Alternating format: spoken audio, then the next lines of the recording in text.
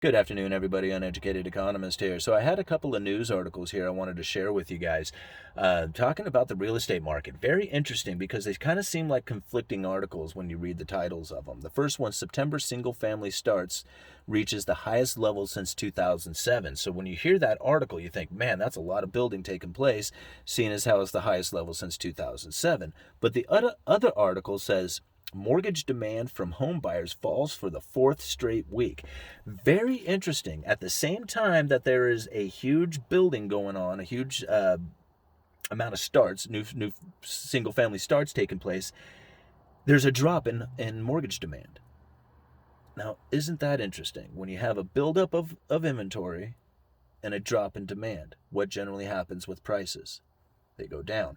Now, that's not necessarily what's taken place yet, but it certainly seems to be from the titles that could be the scenario coming up. Then, when you include lumber prices into this, then you really see that there may be a downturn taking place, not only in the economy, but definitely in the housing market as well.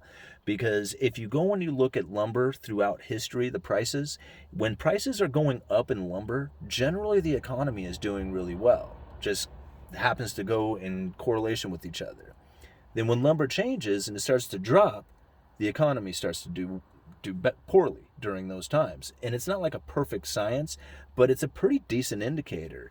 And September contracts for September future contracts for lumber closed at close to 900 per thousand. Well, on Friday, the November contracts closed at just over 500.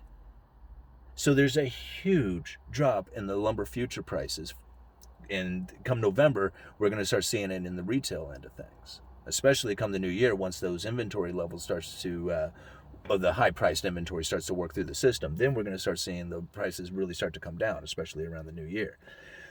But just kind of going off of just those lumber future prices and how it's an indicator of where we are in the economy, it's a pretty big precursor. I mean, considering we went from 900 per thousand down to 500 per thousand, that's a huge change.